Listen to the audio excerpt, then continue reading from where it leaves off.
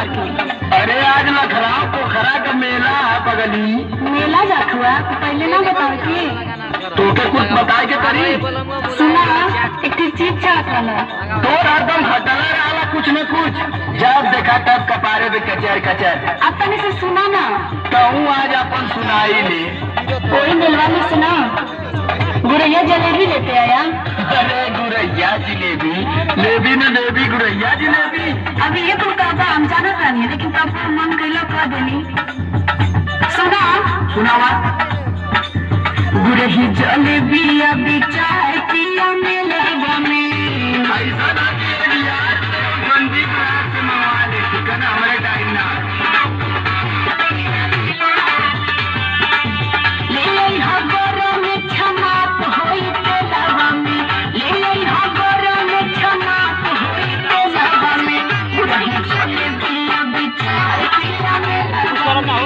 अरे रात मरता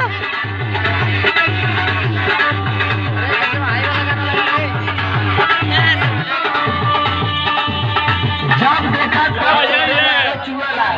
तो कहीं नहीं काले चुआता पानी लगी खोर भैलू धनिया।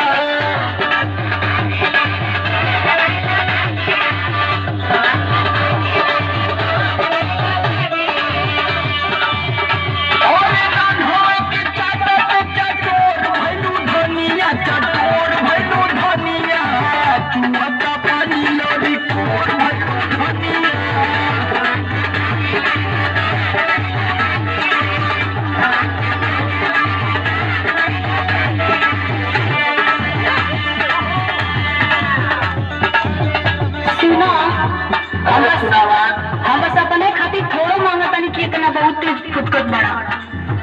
तब क्या करे खातिर मांगत? हम सबके खातिर न कहता रही, कुछ न कुछ सबके बारे में कहता रही, बस हमरे सुनाता। सबका ठिका ले ले अब तू। अरे काहे ना, परिवार चलावे के बाद ठिका लेने के पड़ी ना। सुना सुनावा। अम्मा जी के लिए पकौड़ी, बाबू जी के केला,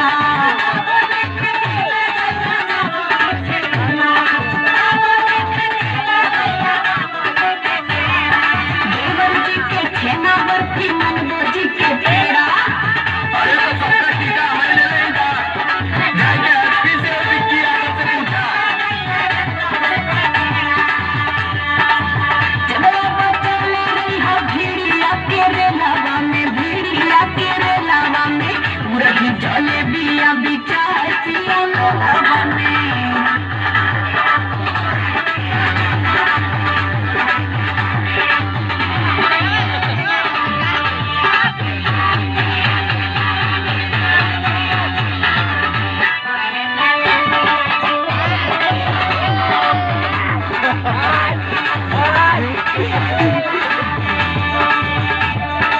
अच्छा ये बतावा कि अभी कलिया गए बाजारे ना। हाँ वो तो गईले रही। किसिम किसिम का कुछ खाए के इलू है, तबले आज तेरे ठीक लगल बढ़िया है भूख। लिया देता लगला बने। जब हम बने लगा तो वहाँ छाने लगी ना।